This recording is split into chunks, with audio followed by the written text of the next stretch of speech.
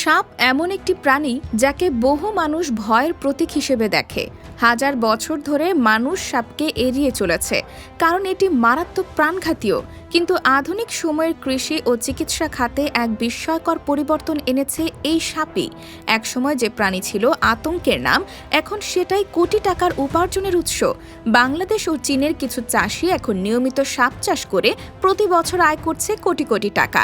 এই ব্যবসা এখন হয়ে উঠেছে বৈশ্বিক এক লাভজনক খাত, যেখানে প্রতি কেজি সাপের বিষ বিক্রি হচ্ছে প্রায় 9 কোটি টাকায়। চীনে এই সাপ চাষ শুরু হয় বিংশ শতাব্দীর শেষ ভাগে। বিশেষ করে জিয়াসিং প্রদেশের জিজিয়াও নামক একটি গ্রামে আজ সাপের রাজ্য গড়ে উঠেছে। পুরো গ্রাম জুড়ে শুধুই বিষধর সাপের খামার। এখানকার প্রতিটি পরিবার বছরে গড়ে 30 লক্ষাধিক সাপ পালন করে। এত বিপুল পরিমাণ সাপ একই গ্রামে একসঙ্গে চাষ হচ্ছে, এমন দৃশ্য পৃথিবীর আর কোথাও দেখা যায় না। এটি এখন স্নেক ভিলেজ নামে পরিচিত হয়ে উঠেছে। এই গ্রামের মানুষরা এখন আর কৃষিকাজ বা পশুপালন করে না, তারা কেবল বিষধর সাপ চাষ করে। তা থেকে ওষুধ, চামড়া, রক্ত, তেল ও মাংস সংগ্রহ করে এবং বিভিন্ন দেশে রপ্তানি করে বিপুল অর্থ আয় করছে। এই সাপ চাষের সবচেয়ে মূল্যবান উপাদান হল বিষ। আধুনিক চিকিৎসা বিজ্ঞানে সাপের বিষ ব্যবহার করা হয় বিভিন্ন রোগের প্রতিষেধক ও ওষুধ তৈরিতে। বিশেষ করে ক্যান্সার, হার্ট অ্যাটাক, প্যারালাইসিস এবং নিউরোলজিক্যাল ডিসঅর্ডারের মতো জটিল রোগে সাপের বিষ থেকে তৈরি ওষুধ কার্যকর প্রমাণিত হয়েছে। 1 গ্রাম বিশুদ্ধ সাপের বিষের আন্তর্জাতিক বাজার মূল্য 600 থেকে 800 মার্কিন ডলার পর্যন্ত হতে পারে। অর্থাৎ 1 কেজি সাপের বিষের মূল্য দাঁড়ায় প্রায় 9 কোটি টাকা। এই বিষ সাধারণত সংগ্রহ করা হয় বিশেষ প্রশিক্ষিত কর্মীদের মাধ্যমে, যারা সাপের বিষাক্ত দাঁতের নিচ থেকে নিয়ন্ত্রিতভাবে বিষ দুধ করে সংগ্রহ করে থাকে। শুধু বিষ নয়, সাপের চামড়া, মাংস ও তেলও বিশ্ববাজারে উচ্চ মূল্যে বিক্রি হয়। চামড়া দিয়ে তৈরি হয় দামি ব্যাগ, জুতো ও ওয়ালেট, আর তেল ও রক্ত ব্যবহৃত হয় চীনের ঐতিহ্যবাহী চিকিৎসা পদ্ধতিতে। সাপের চর্বি, যকৃৎ, এমনকি হাড় পর্যন্ত ওষুধ কোম্পানিগুলো কিনে নেয় উচ্চ মূল্যে। এই কারণে এখন সাপকে বলা হচ্ছে একটি সম্পূর্ণ ফার্মিং প্যাকেজ, যার কোনো অংশই অপচয় হয় না। বাংলাদেশেও এখন হাতে গোনা কয়েকটি জেলায় সাপ চাষ শুরু হয়েছে পরীক্ষামূলকভাবে। বিশেষ করে সাতক্ষীরা, খুলনা এবং বাগেরহাট এলাকায় কিছু উদ্যোক্তা ব্যক্তিগত উদ্যোগে সাপ খামার গড়ে তুলেছেন। তারা মূলত চীন থেকে প্রশিক্ষণ নিয়ে দেশে ফিরেই এই উদ্যোগে নেমেছেন। বাংলাদেশের জলবায়ু সাপ পালনের জন্য উপযুক্ত। বিশেষ করে উষ্ণতা, আর্দ্রতা এবং খাদ্য পরিবেশের কারণে এখানেও বড় আকারের সাপ চাষ সম্ভব।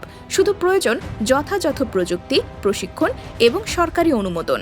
এক্ষেত্রে উল্লেখযোগ্য বিষয় হল, বাংলাদেশের সরকার এখনও সাপ চাষকে কোনো ফরমাল খামার খাত হিসেবে স্বীকৃতি দেয়নি।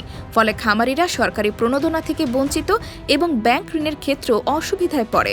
অথচ এই খাতটি যদি সঠিকভাবে রেগুলেট করা হয়, তাহলে কৃষি খাতের বিকল্প একটি শক্তিশালী রপ্তানিমূলক শিল্প গড়ে উঠতে পারে। বর্তমানে বাংলাদেশে যে অল্প কয়টি খামার রয়েছে, তারা চীন ও মালয়েশিয়াতে প্রাথমিকভাবে রপ্তানি করছে। তবে এই রপ্তানি এখনও আনঅফিসিয়াল এবং ছোট পরিসরে হচ্ছে। সাপ চাষে মূল চ্যালেঞ্জ হল নিরাপত্তা ও চিকিৎসা, কারণ বিষধর সাপের খামার চালাতে হলে সব কর্মীকে প্রশিক্ষিত হতে হয় এবং বিষাক্ত দংশনের বিপরীতে তাৎক্ষণিক চিকিৎসা ব্যবস্থা থাকতে হয়। চীনে প্রতিটি খামারে প্রশিক্ষিত মেডিকেল টিম ও হেলিকপ্টার পর্যন্ত প্রস্তুত রাখা হয়, বিপদ হলে যেন দ্রুত হাসপাতালে নেওয়া যায়। বাংলাদেশে এখনও এই পর্যায়ের অবকাঠামো তৈরি হয়নি, কিন্তু উদ্যোক্তারা আশা করছেন আগামী কয়েক বছরের মধ্যেই এই খাত সরকারিভাবে অনুমোদন পাবে এবং তা কৃষি শিল্পের একটি আলাদা ধারা হয়ে উঠবে। সাপ চাষে আয় শুধু ব্যক্তি পর্যায়ে নয়, বৈদেশিক মুদ্রা অর্জনের দিক থেকেও এটি বিশাল সম্ভাবনাময়। ইউরোপ, জাপান, আমেরিকা ও কোরিয়ার মতো দেশগুলোতে সাপের বিষ ও চামড়ার চাহিদা প্রতিনিয়ত বাড়ছে। এসব দেশে এখন কৃত্রিম প্রক্রিয়া বিষ তৈরি করা হয় না, কারণ প্রাকৃতিক বিষই সবচেয়ে কার্যকর। ফলে দক্ষিণ ও দক্ষিণ পূর্ব এশিয়ার দেশগুলোর প্রতি চাহিদা বেড়েছে। যারা এখনই প্রস্তুতি নিচ্ছে, তারাই ভবিষ্যতে বৈশ্বিক বাজারে আধিপত্য করবে। বর্তমান বৈশ্বিক অর্থনীতি এমন একটি পর্যায়ে পৌঁছেছে যেখানে কৃষি ও খামার খাত আর কেবল ধান, গম, সবজির মধ্যে সীমাবদ্ধ নেই। এখন অপ্রচলিত প্রাণী সম্পদ বা আনকনভেনশনাল লাইভস্টক ফার্মিং হয়ে উঠেছে নতুন এক দিক, যা থেকে দেশের অর্থনীতি নতুন আকারে গড়ে তোলার সুযোগ তৈরি হয়েছে। সাপ চাষ সেই অপ্রচলিত খাতের মধ্যেই পড়ে, যা বাংলাদেশে এখনও সীমিত পরিসরে থাকলেও ভবিষ্যতে তা বিশাল একটি বৈদেশিক মুদ্রা অর্জনকারী খাতে পরিণত হতে পারে। চীনে আজ যেভাবে সাপ চাষ একটি নিয়মিত শিল্পে পরিণত হয়েছে, তা কোনো আকস্মিক ঘটনা নয়। 1970-এর দশকে একজন গরিব কৃষকের চিকিৎসার জন্য নিজ উদ্যোগে সাপ ধরার মধ্য দিয়েই যে যাত্রা শুরু হয়েছিল তা এখন পরিণত হয়েছে হাজার কোটি ডলারের শিল্পে। চীনের রাষ্ট্রীয় নীতিমালার অন্তর্ভুক্ত হয়ে এখনও পুরো গ্রাম এমনকি গোটা প্রদেশের মানুষ সাপ চাষ করছে। সরকার তাদের প্রযুক্তি দিয়েছে, ঋণ দিয়েছে, প্রশিক্ষণ দিয়েছে, আর এই কাঠামোর মধ্যেই গড়ে উঠেছে একটি বিকল্প অর্থনীতির জগৎ। এই সাপ চাষ শিল্প এখন চীনের ওষুধ শিল্প, চামড়া শিল্প এবং রপ্তানি আয়ের প্রধান অনুষঙ্গ হয়ে দাঁড়িয়েছে। বর্তমানে শুধু একটি গ্রামের প্রায় 20% বিষধর সাপের বিষ ব্যবহার হয় আন্তর্জাতিক মেডিকেল কোম্পানিতে। সাপ থেকে তৈরি হয় লিভার ওষুধ, নিউরোথেরাপি পিল, চর্মরোগ নিরাময় তেল, এমনকি যৌন স্বাস্থ্য উন্নয়নের বিশেষ সিরাপ। চীনা ডাক্তারদের মতে একটি পূর্ণবয়স্ক বিষধর সাপের প্রতিটি অঙ্গ ব্যবহারের উপযোগী। চামড়া থেকে হাড়, রক্ত থেকে বিষ, যকৃত থেকে চর্বি, সবকিছুই উপযোগী ও বিক্রয়যোগ্য। বাংলাদেশ চাইলে এই মডেল অনুসরণ করতে পারে। বর্তমানে বিশ্বের অধিকাংশ উন্নত দেশ সাপ চাষ করে না, কারণ জলবায়ু ও পরিবেশগত কারণে তাদের জন্য এই খাত ঝুঁকিপূর্ণ। কিন্তু বাংলাদেশ, যার দক্ষিণাঞ্চল উষ্ণ ও আর্দ্র, সেই জলবায়ুতে সাপ চাষের জন্য প্রকৃতি থেকেই সুবিধা পেয়েছে। এখন শুধু দরকার পরিকল্পিত খামার, প্রশিক্ষিত কর্মী এবং সরকারিভাবে স্বীকৃত কাঠামো। প্রথমে প্রয়োজন হবে একটি জাতীয় নীতিমালা।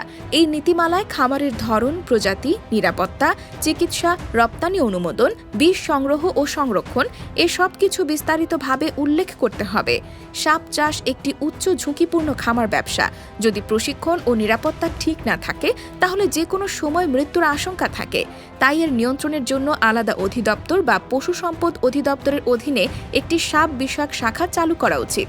দ্বিতীয়ত, বাংলাদেশ ব্যাংক ও কৃষি ব্যাংক থেকে বিশেষ ঋণ স্কিম চালু করতে হবে।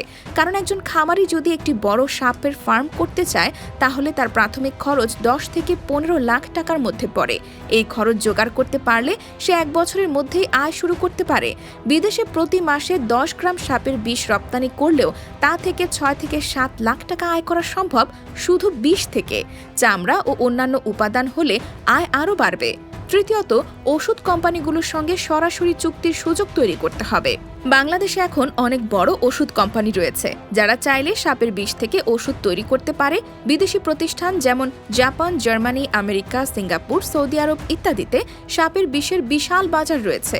বাংলাদেশ সরকার যদি একটি ফেডারেটেড এক্সপোর্ট বোর্ড গঠন করে এই বিষ রপ্তানির ব্যবস্থা করে তাহলে ব্যক্তিগত খামারিরাও আন্তর্জাতিক বাজারে প্রবেশ করতে পারবে। এই খাতের ভবিষ্যৎ এতটাই সম্ভাবনাময় যে এখন থেকে পরিকল্পনা শুরু করা উচিত। কৃষি খাতে যেখানে দিন দিন মুনাফা কমছে সেখানে সাপ চাষ এমন এক খাত যা কম জায়গা, কম পানি, কম শ্রমিক দিয়ে একটি বড় আয় নিশ্চিত করতে পারে।